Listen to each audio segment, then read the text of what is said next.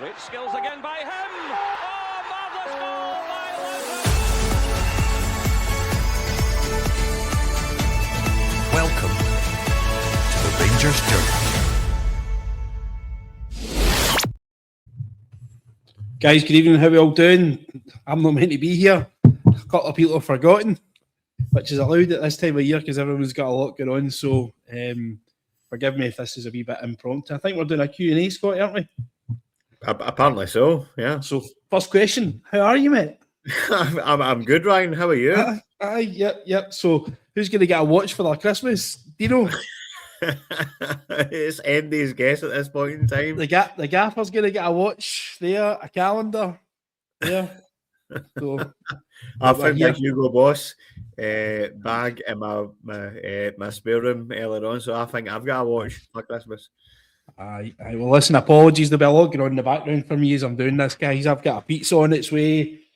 I've got a super excited Doug. I've got a super excited 7-year-old in the house, so there's a lot going on. So if this is a wee bit kind of unprofessional tonight, please excuse me because we're doing it a wee bit kind of off the cuff because I'm covering for people last moment just to keep things going because obviously every night is a Rangers Journal night, so we need to keep it going. So Scotty, talk me through I think you said you had something to go off your chest tonight, didn't you? Listen, there's nothing but to go off my chest at this moment in time. But the floor is yours, my friend. Carry on. I'm just going to get stuck in. Ryan, we're going to keep it PG. We're going to remain professional. What I say in the group chat is very much in the group chat and shall not come out into public domain. I think that goes for myself as well. Yes, yeah, absolutely. Yeah. So, well, listen, I've also got a drink myself, so don't you worry about that. I've got a double vodka Red Bull situation. So. You're on the night shift tonight or something, aye? No, this is I finished up the day for Christmas. So this is my festive bevy.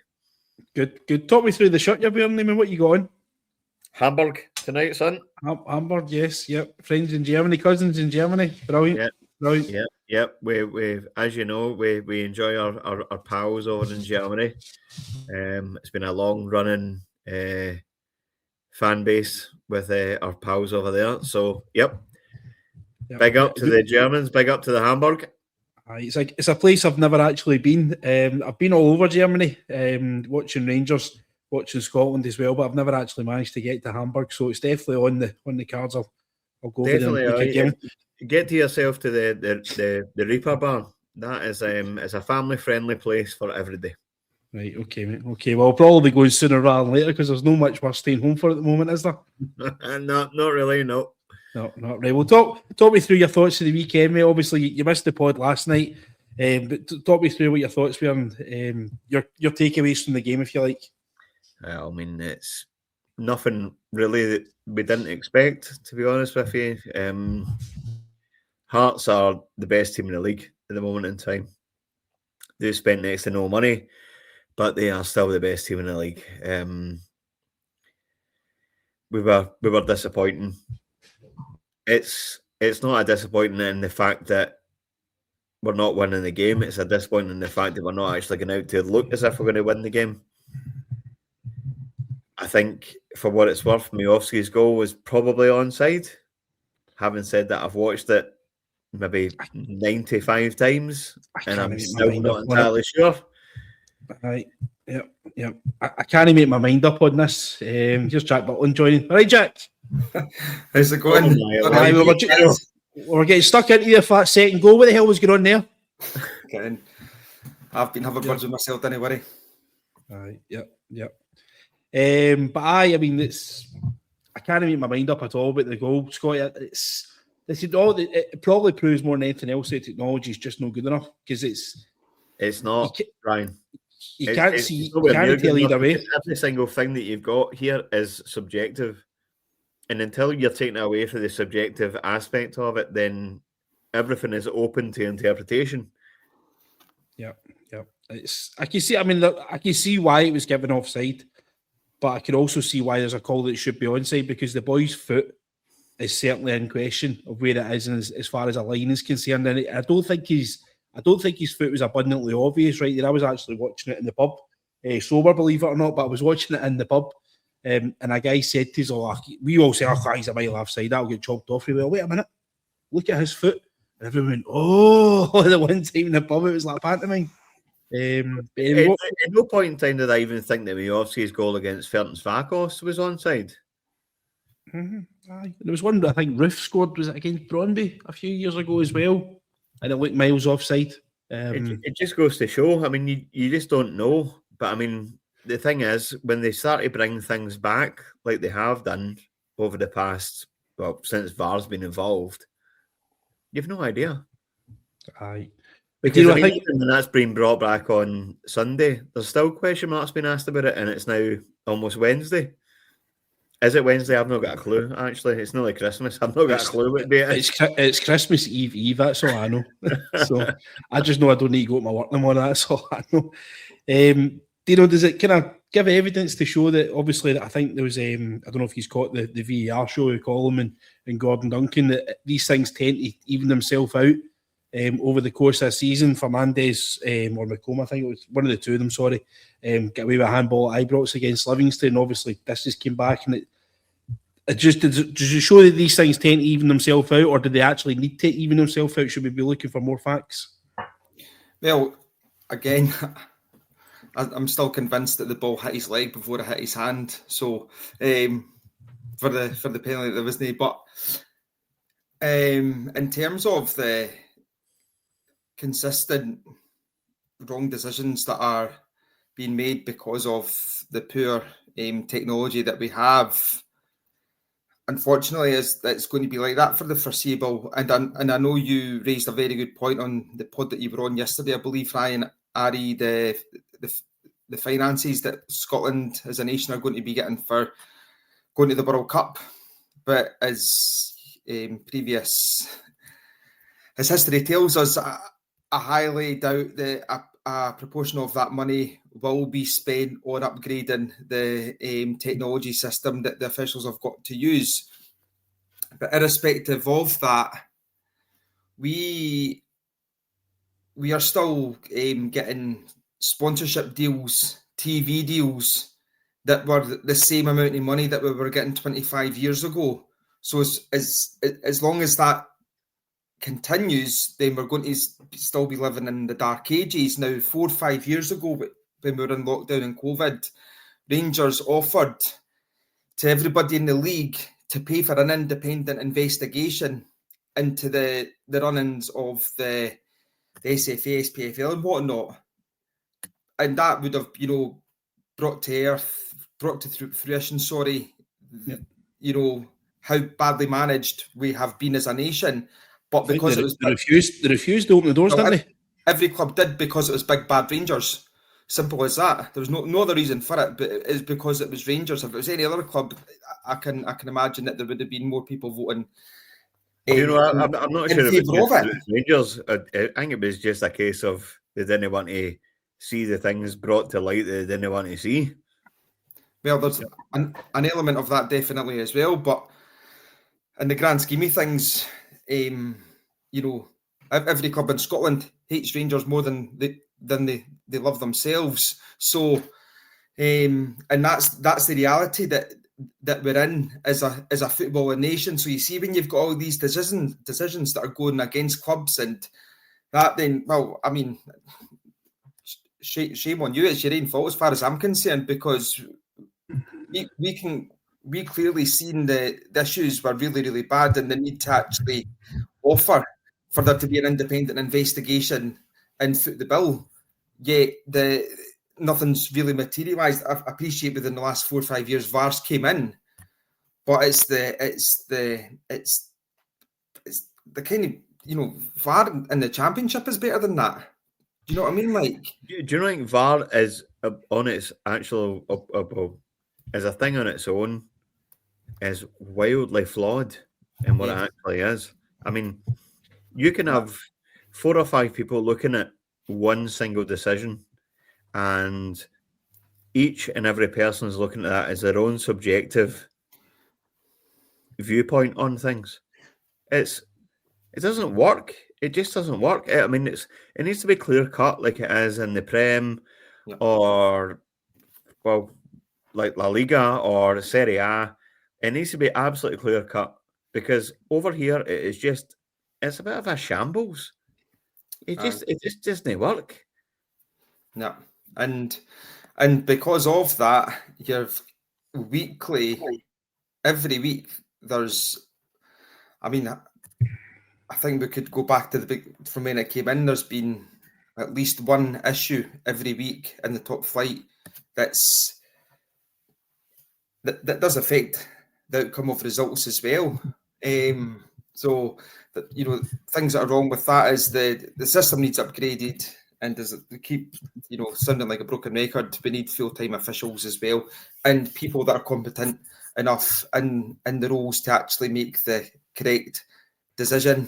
And I mean, when people are saying about the lines that were getting drawn and things like that, it's embarrassing. It is actually embarrassing. And then, we don't do ourselves any favours again when we're getting embarrassed in Europe. And do you know what I mean? Like, people are tuning in and watching those games. They're just going to continue to think that the SPL's a farmers' league and look down their noses at us, and we're going to lose even more respect in Europe. And it's not really. We're going to the World Cup next year, but we can't afford full-time referees and a decent version of technology. It's just embarrassing. Can I give you some examples, lads, just from own personal experience? So I used to be involved in my local amateur team before they unfortunately folded. And the cost of football at amateur level was just getting beyond a joke. The amount of money that you were being asked to pay to hire training facilities, to hire parks, the cost of travel and stuff like that. There was actually boys that just decided they just couldn't afford to play football. You were getting young boys coming through at 17, 18 who were showing a bit of promise, who wanted to join your team, but obviously just they weren't working. They were students as such, and then you had young guys who were going through apprenticeships who were floating about 120 quid a week and stuff like that, and you're taking 15-20% of their weekly wage off them just to play a football game. But the thing that annoyed me the absolute most about it, I was lucky enough that I was actually invited to go to the Scottish Amateur Football Association, the SAFL, the SAFA, sorry, at Hampden. And I'll give you both a guess, right? How much do you think the guy who's overseeing amateur football in Scotland, bear in mind amateur football is a non-playing part of football, right? How much do you think the guy who worked at Hampden was getting paid to oversee amateur football in Scotland a year? 60. Do you know? You're muted, mate. That's the second yellow card, that. I shouldn't be getting paid any more as 10 grand because I can't imagine that would be a full-time job. Yeah, full-time job. The man was taking out amateur football £80,000 a year. 80 grand a year he was lifting, right? Now, there was also teams who were folding on a regular basis as well, citing costs and stuff like that. But there was actually teams who were actually coming to meetings and saying, actually, we the league's actually saying to us, we've got guys who have actually managed to get themselves together. There's 15 of them. They're a squad of pals. They probably started this up in the pub, but they want to start a football team. But they don't have any money for, no money for kit, not even a ball sort of thing, like the four lads. But literally there was guys that just didn't have the startup costs, so they couldn't afford the equipment and stuff. Scottish amateur football was actually sitting with over £300,000 on reserve in the bank, on their balance books. And that was money that was actually coming down to them from when Scotland qualified for Euro 2020. UEFA had paid a large amount of money. And basically, when UEFA give that money to Scotland, it gets spread right across all divisions. So even teams in the League 1, League 2 in Scotland will be getting paid money from Scotland actually qualified from the World Cup from FIFA. But the fact that that's just an example of how poorly run football in this country is ran, even at an amateur level, it's getting run at an amateur level. Because why is somebody getting paid 80? And he's got a full-time assistant as well, actually had a full-time member of staff. What's he doing on a daily basis? The league's actually more or less run himself.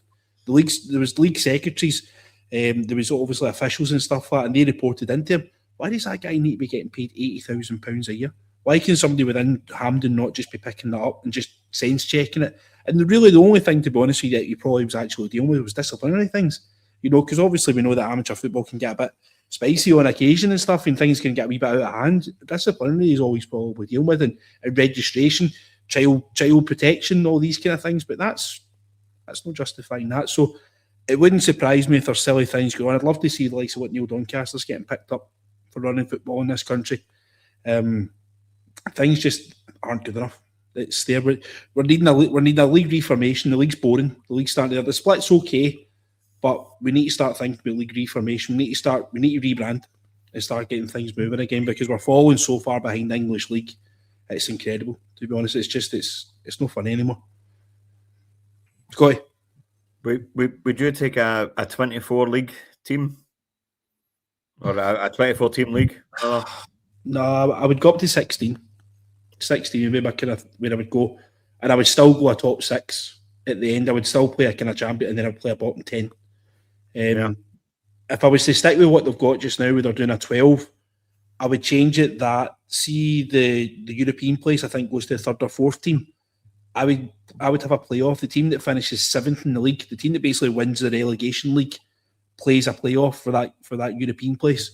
And that keeps the bottom half of the league competitive, because there'll be teams that St Mirren might sit in that bottom 6 this season, but they might have nothing. There's no possibility they could get relegated. There's obviously no possibility they're going to go up any higher than that. So why not give these teams in the bottom half something to play for, where they're actually going to have a European playoff? And then that also means that there's teams like, there's not that 2-horse race that we normally see, or the 3-horse race that it's going to be this year. Everybody's got something to play for, because there's going to be a European playoff at the end of the season. It's just one simple change that can be made, and I've not even come up with that myself. I'm not going to try and proclaim that's my idea. I'm stealing that from Denmark, because that's what they do over in Denmark. It's not the worst idea in the world. I mean, let's be honest with you. I mean, it makes things a hell of a lot more interesting. Yeah. Come to your question of you saying, Colin. Deano, you're going to say something, mate? I was just going to say again, wasn't that long ago that we asked, or there was, people had suggested to the ones higher up for it to be looked at, and it was declined to continue as is. Like you said, it's been like for what, 25 years roughly now, thereabouts. Maybe serves me right.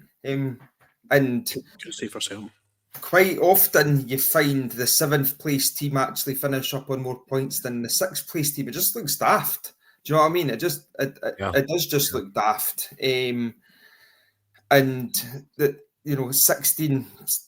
16 would be ideal for the for our country anyway, and play each other twice, and then if or whatever, sometimes you're playing teams 4 times a year. It's just, and then if you've got cup games, you could be playing them 6 times in a year.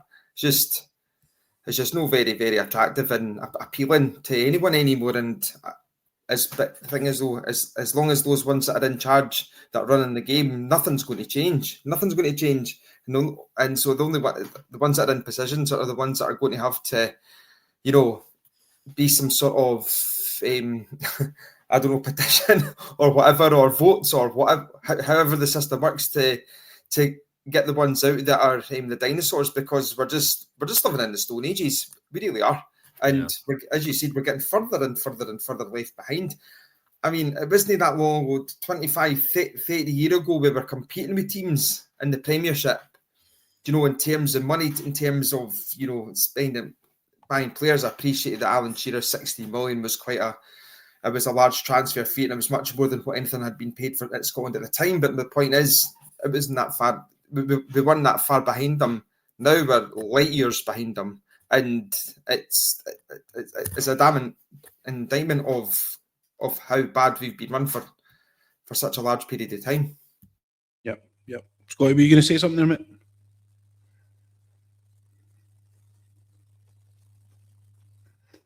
Yeah, I was, but Deano kind of covered it. We're all good. Nice one, right. Well, listen, we'll move on to the questions. I've got one here for Colin coming in, and I've got one for Stevie just coming in at the back of it. Colin's asking, I'll come to you first of all on this here, Scotty. What position do you think we guys should strengthen? What should be our number one priority to strengthen in January? To me, it's the centre-back position. I think we need to prioritise that over anything else. Manny Fernandez, I think, has got a wee bit of quality about him, and I think alongside a decent centre back, I think he could become a good player for Rangers. But at the moment, he fills me with dread. It's nothing against him personally. It's because he's playing alongside a guy who I have absolutely zero confidence in myself. So Giga. for me, Giga is not somebody that fills me with confidence, to be honest with you, Ryan. I think I kind of speak for the majority of the Rangers support when I say that. He'll every now and then have a moment of relative decency, but no, he's not for me.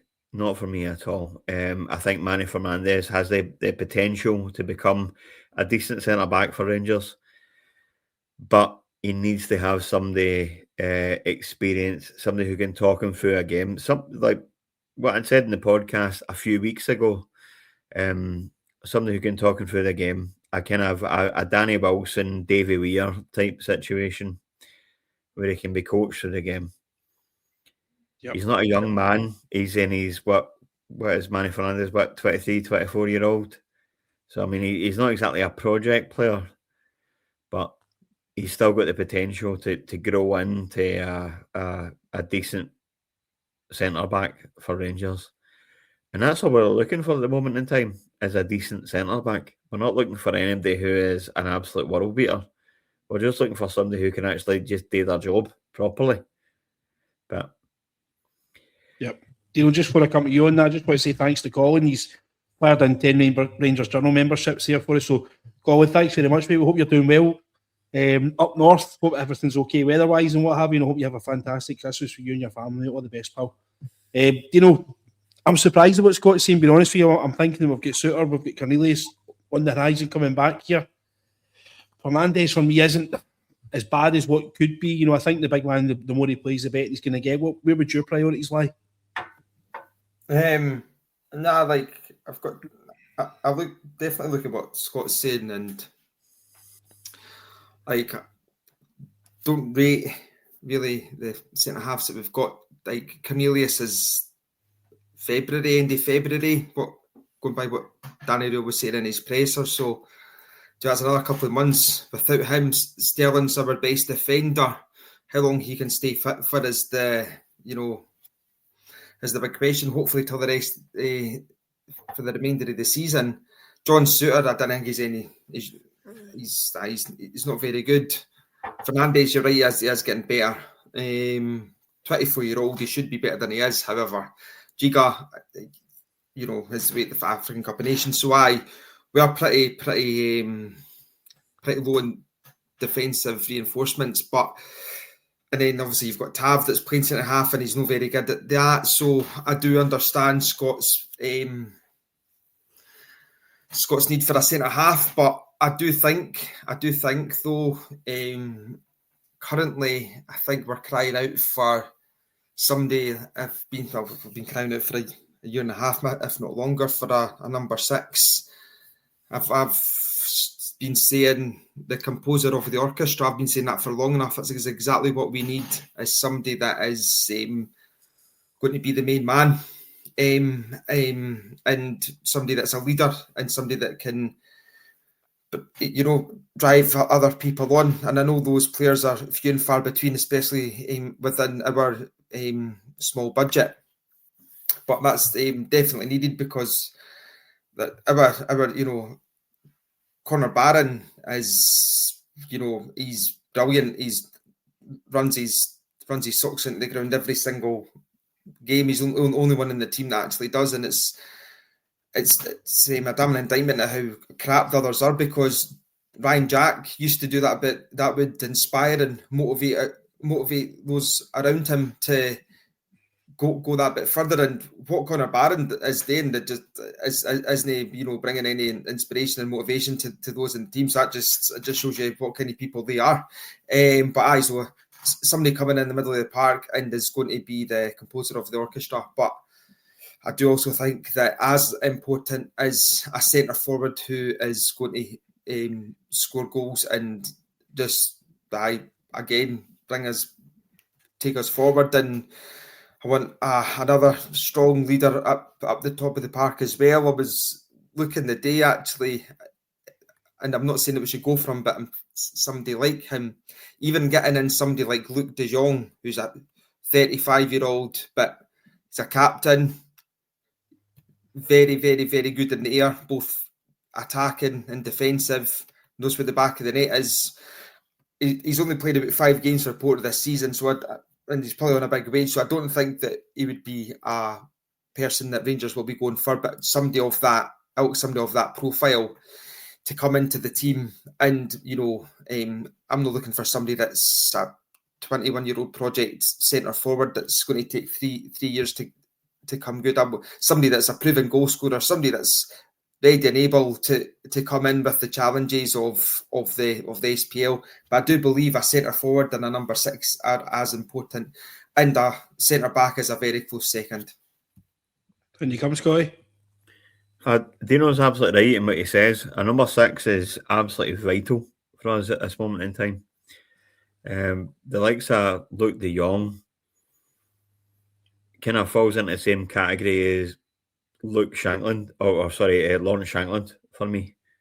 I know it's 2 very different players, 2 very different personalities, but these were guys who we had the opportunity to go in and actually get for hee-haw, and we made a mess of it. Well, let's just say a mess of it. I don't know how we can even move on from these kind of things. There's guys that are playing for different clubs now who are causing us damage on a weekly basis, who we should have been who should have been playing for us. I mean, look at Josh Mulligan, Lawrence Shankland, Cammy Devlin, Craig Halkett, Penrice as well. I've said this in podcasts before. These guys should have been Rangers players. They should have been. There's no questions asked about it. They should have been Rangers players. Right. And well, can I give you a couple of examples here, guys, of teams? My whole thing is goal scorer. We need 1, if not 2 goal scorers. Right? I'll ask you a quick question. Who do you think scored more goals in the league this season, Rangers or Motherwell? Motherwell. Who do you think scored more goals in the league this season, Hibs or Rangers? Hibs. Right. We currently sit 6th in the goal scoring charts. So we're actually equaling goals with Dundee United, who lie in 8th place. We've only scored 24 goals this season. Hearts have scored 36 after how many games? 18. They're scoring nearly a goal a game more than us at this moment in time. So we have got to get our finger out and start scoring goals. We should be. There's teams like, see when Livingston are coming to Ibrox and we're scraping 2-1s, getting favours off of VAR and stuff like that. We should be scudding in 5-0. We're drawing 0-0 with Falkirk at Ibrox. We should be scudding in 4-0. Ryan, let me ask you this. You've been going to Ibrox for many, many, many years. I mean, I've only known you for about 6 months, but you've been going to Ibrox for many years. How many, out of all those years that you've been going to Ibrox, has it ever been this desperate? I mean, obviously when we're down in the lower leagues, you're setting your 3rd division and stuff like that. The quality of the football wasn't great, but we were better than what we were on the park. We were better than our opposition. All right, I would take Emil Kribari as my centre back just now. I used to say that guy must have a twin brother because there's no way that guy ever played in Serie A, but anyway. Caixinha's team wasn't particularly great. No, it would fucking, sorry. It would wipe the floor with this team now. Aye, yeah. And I said that we actually done a pod a few weeks ago where we compared the dismantlement of the 2022 team that went to the Europa League final compared to the team that's out there now. And we actually think the team that went to the Europa League final would beat this current team about 5-0. And that was being generally honest. And that was comparing goalkeepers were the only 2 at the time that we actually thought would be competitive in that position. Tav obviously was the one that's kind of seen himself through and stuff like that. But it's as poor as it's gone now. I actually said on Sunday, I feel completely conned as a fan. I feel completely and utterly ripped off of my money. My season ticket money, my subscription to my Jers, my continuous card payment scheme, subscription. They asked me to subscribe to TVs. They're emailing me every single day, wanting me to buy tops and jumpers there. They're wanting me to go to these nights with this guy and this night with that guy. They're wanting money off us constantly, but they're delivering us absolutely nothing. I feel completely and utterly conned as a Rangers fan at this moment in time. I feel as if there's been people that have come into the club who have got they've placed their own interest over the interest of the football club. And thankfully, I believe those people no longer are in a job. But at this moment in time, I feel completely ripped off as a Rangers fan. I think I've been sold at top price a substandard product, and I want better, and I'm demanding better. Do you know, the mad thing about it is, I actually don't believe that they are trying to take you for a mug.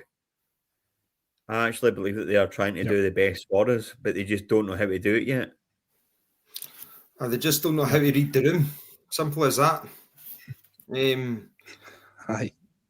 As simple as that. They didn't. They're just. I'm perhaps being way too sort of optimistic with the whole thing. I maybe am. I'm maybe too naive, but I don't know. I don't think they're here for the short haul. I don't think they're here for the quick return on the buck. But I think the good thing is it looks as if they own the mistakes. Deeply misjudged the financial implications that they could actually get from it. Yeah, I mean the thing about it is at least they've owned these mistakes, right? There's other clubs out there, even in Scotland at this moment in time, who aren't owning up to the mistakes and are alienating their fans on a daily basis. At least the guys that own our club had the bravery to turn around and actually just wipe the slate clean, regardless of the cost, regardless of what has to be done now. They're willing to put their hand in their pocket. They're willing to get the chequebook out to fix their mistakes. So I admire them for that, and I'm willing to give them time for that. And I know it's all right seeing me willing. I'm just a wee guy that goes in a supporters bus every week. It's all right for me saying that I'm willing, but I'm sure I can speak for other people as well when I say that we'll give them time, but not very much, because this needs to get better. It needs to get better quickly. So let's find another question in here. Let's get one here. There was one here. Somebody was asking what they believe. I'll come to you on this one, Deano. Do John Sterling's best position centre half or right back, mate? Actually, it is right back, but right now it seems like it's centre half because the rest are absolutely rank rotten. So, if there was better centre halves at the club, he wouldn't be required to be playing there, and he'd be playing at right back. That's I genuinely believe that to be the case. He's thankfully that he is a very good player, and we have him, because if we didn't have him, we'd be even in a worse state of affairs at the moment. As far as I'm concerned, give us a living of him any day of the week. That's what I say. But for me, he's definitely best positions at right back. But right now, he's looking like at centre half because he's dragging us, because the rest are pretty average. Well, not even the majority are average, but you know what I mean. Well, you made a comment here yourself about saying Cammy Devlin for years now. Is that so much that Cammy Devlin's come up to Rangers level, or do you think Rangers have come down to Cammy Devlin's level?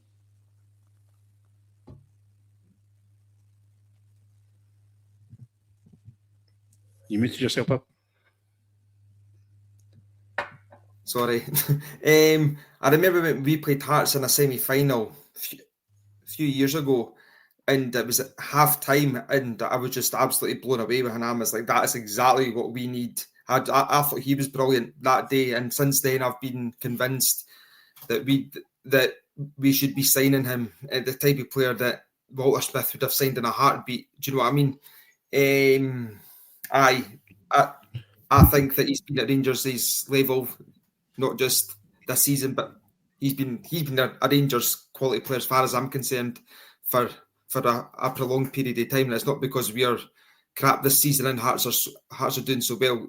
We have needed him, and he's been, as far as I'm concerned, Rangers standard player for a while now. Believe his contract's up in the summer. I'd be going out and I'd be signing him, and I'd be giving Hearts $500,000, $1 million, even just to get him in the now, because he'd make us a better team in a heartbeat, and he'd also be weak in name. So, you see your number 6. When you're saying you want a number 6, is he the guy you're thinking about? To be quite honest with you, I think he would be. He wouldn't necessarily be the number 6, because as far as I'm concerned at the moment, Raskin and Diomande are empty jerseys in the middle of the park. They're offering absolutely nothing, and he would give a lot more than a lot more than both of them combined. They'll be on good wages, I know. They'll be on good wages, and they're offering nothing game after game. And I mean, if that, all you need to do is just look at Hearts, how they played. Every single player on that pitch was to a man better than us, and they'll be on a fraction of the wages in comparison. Lon Shanklin's apparently on 10, 11 grand a week. He'll be their highest paid player. Our highest paid player gets more than 30 grand a week. Do you know what I mean? So I heard something ridiculous that John Suter was only on 8 grand a week, and it's in comparison to Leon King, who's picking up 9. I mean, John Suter's probably doubled his wage to come to Rangers, getting on to 8 grand a week, but the fact that we're paying Leon King 9 was just silly. Scott, I'll come to you in a wee second. I just want to say thanks to Curry. Get his hand in his pocket here, guys. It must be Christmas, but Curry, thanks for the Rangers Journal memberships, guys. So get yourselves tucked into that, guys. They're there to be had. Curry, appreciate it, mate. Hope you have a wonderful Christmas, pal. Scott, you want to say something, mate?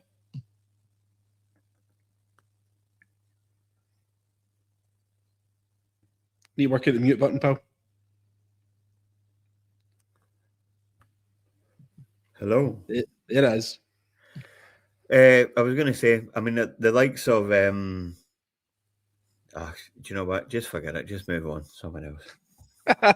Well, I've got a question for you, mate. We've been rumoured apparently we've made a bid. We're making motion for Josh Windass, a player, that Deano managed at Sheffield Wednesday, moved to Wrexham in the summer.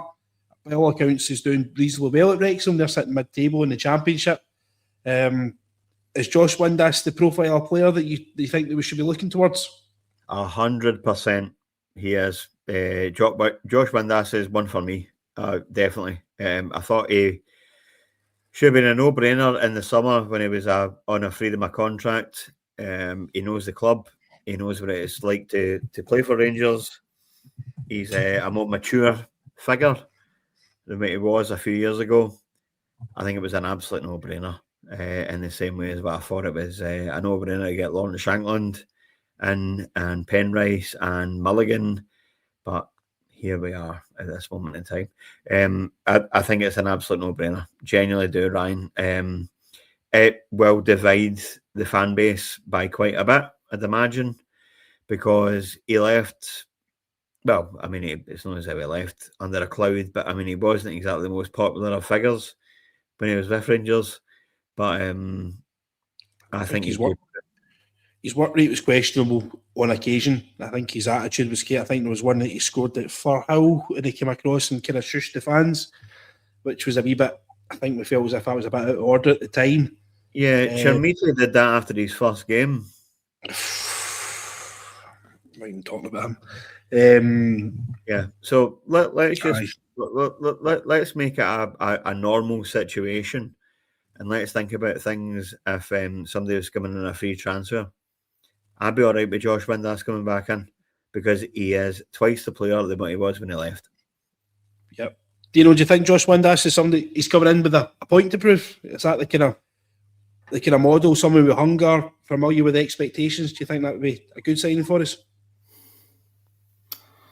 That's honestly, that's such a really hard one for me to actually make a decision on because of the aforementioned reasons. His attitude and everything, and there's never any question in his ability, but like he would just go hiding in games as well. I remember him scoring against Celtic within the first few minutes.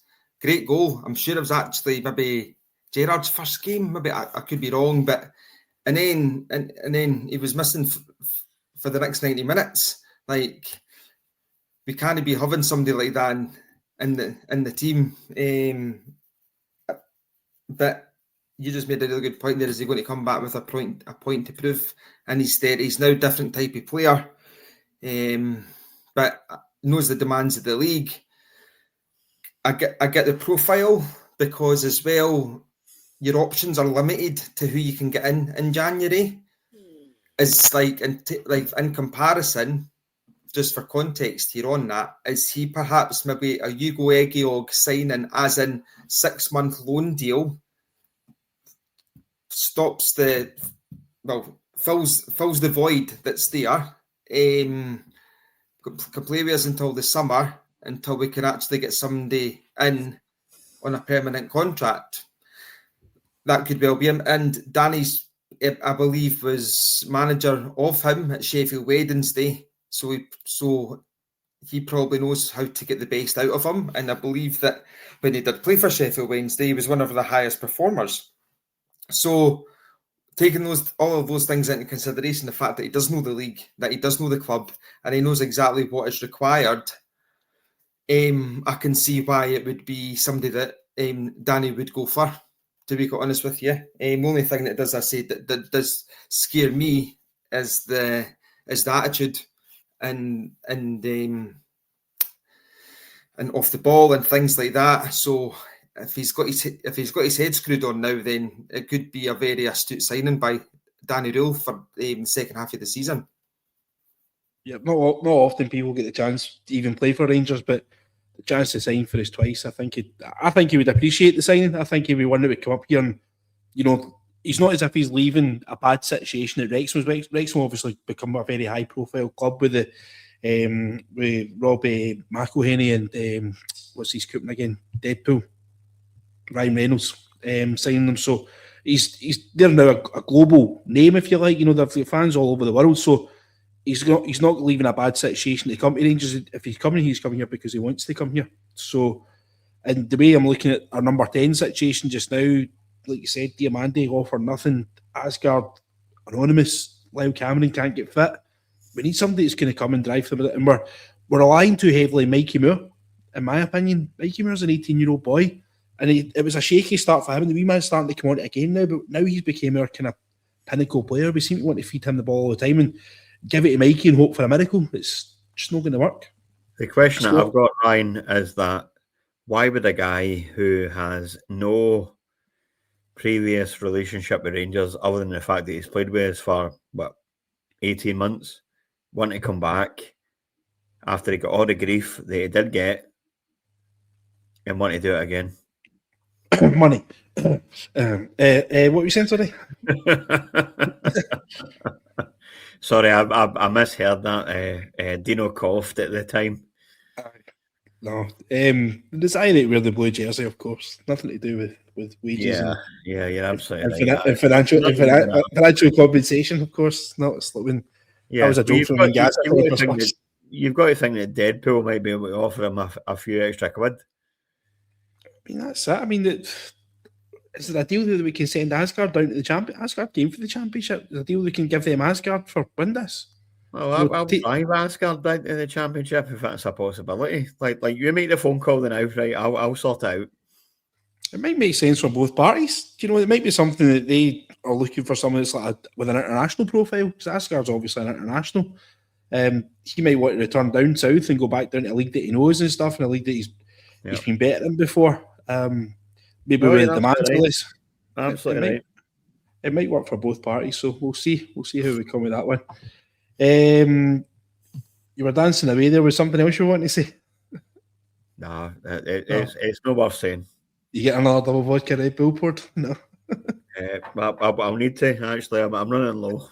Oh, come on. Can't be having that. It's Christmas. There's a couple of other wee names getting flung in here as well. Deano Campbell from Dortmund. I'll be honest, don't know anything about it. I've seen this one. This young Belgian boy. We're linked with another left back there. I think we'll probably find this over the next kind of few weeks. That will be a lot of names will be getting flung in. Any kind of player who's actually looking for a move in the January transfer window. I think that the name Rangers will be in the Rangers' mouth constantly when they're trying to negotiate deals, because everyone will be well aware around Europe that Rangers will be active in the transfer market. It's. I mean, I'll be honest with you. That left back, I'm not wanting anybody under the age of 25 coming in, to be quite honest with you. I know it's slim pickings that we've got to choose from in January, but nah, no for me, to be quite honest with you. It just reeks of project player, and I've been all under lesson on that. Do you know what I mean? They should be going for players I don't mind project players. I mean, but I mean, what was you say? Project players have been. There's been success, but there is zero scope for failure in the next 2-3 transfer windows. Every single transfer has to be bang on. If we're going to sign another project player, you've got a massive risk of that not working out. That because we've been subjected to failure after failure after failure after failure, year after year, and we're in the position that we're in, there is zero room for any failures. And so signing a project player in January doesn't, given the state of the team as it is, we're not even in a good position where a project player can come in, make mistakes, but those mistakes won't actually be, won't come to fruition with the average fan, because we're pumping teams 3-0. If a project player's coming in and he's making a mistake, the fans are on him for day one, and that's it. Simple as that. So if we were in a better position, you could maybe say, we could maybe get one project player in or wait until the summer, as far as I'm concerned. And Deano was going to have to bring his own players in, and he's going to be, going through pre-season and showing the team how he wants to play. Bring a project player in then, and he can work away in the background and not be subjected to vitriolic abuse from the stands. Do you know what I mean? So I don't agree with us getting a project player in just now. Anyway, we're needing players in that are going to hit the ground running. They have to, simply, if we've got any chance of salvaging anything from this season. If the board aren't bothered where we finish and trophy lists, and by all means sign all the project players you want, but I highly doubt that's what they want for the remainder of the season. Hearts have still got to drop points. Celtic will drop more points. We will drop more points, but we don't want our situation as bad by signing players that are 22-year-old for Belgium, as far as I'm concerned. Yeah, if we're going to be signing project players, that's why we need to have a B team. That's where your project players go. They go into a B team and they ply their trade, and on occasion they get called up for the first team for certain occasions, covering injuries and stuff like that. Scott, but my own kind of personal opinion, and obviously feel free to differ, I think between the three clubs that are obviously challenging for the league, the team who has the best January transfer window is going to be the team that wins the league.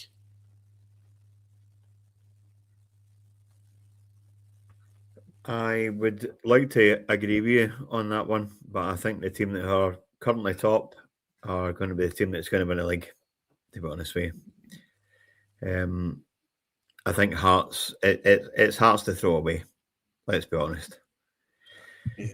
Yep. We've all got points that we're going to lose, as Deano says. We'll all drop points here and there. But let's be honest, 12 points in January. It's if we were 12 points clear, we'd be gone. It's done. Yep. And I'm saying the three teams that are challenging for the league, they're actually probably been quite disrespectful against Motherwell, who they're playing against Saturday. It's not three teams. With the best will in the world to Motherwell, they will drop away. They will. I'm not necessarily saying that we'll beat them on the 27th, but they will drop away at some point in time. They've been playing some great stuff throughout the course of the season. They command an awful lot of respect, and I think we should pay that to them. But I think it's going to come down to Hearts and ourselves and those folk The, across the, the neighbour, city. the neighbours across the city. Aye, yep. Yep. Do you know? Should we have concerns about Motherwell on Saturday? You know, we can't get into this game lightly. Deano froze.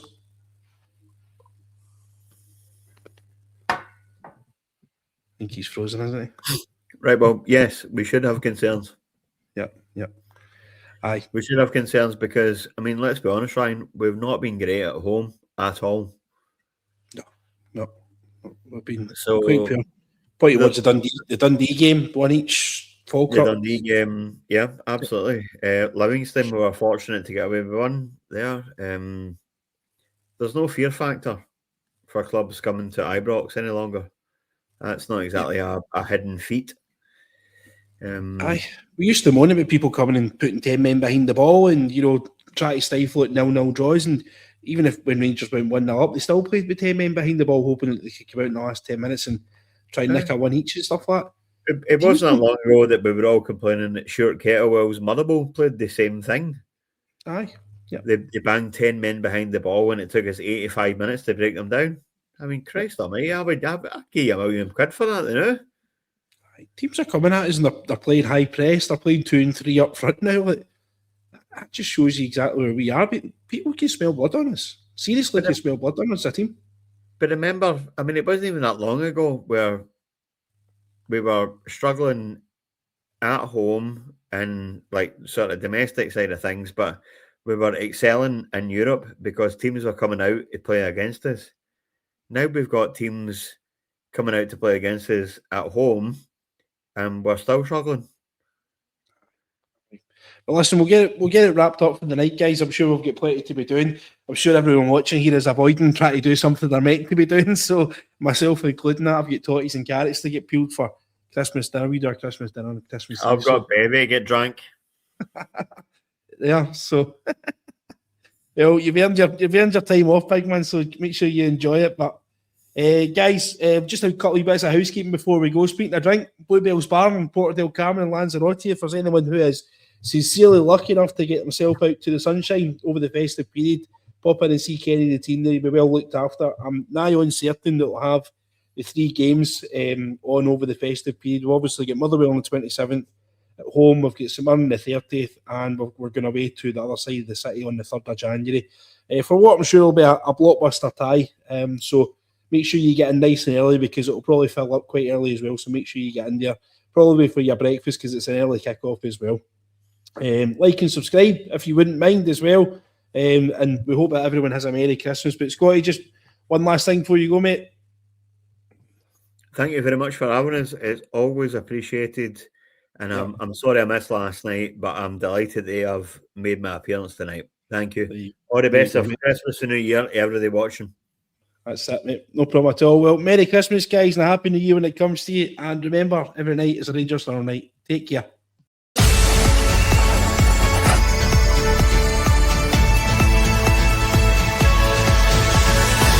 Every night is the Rangers Journal night.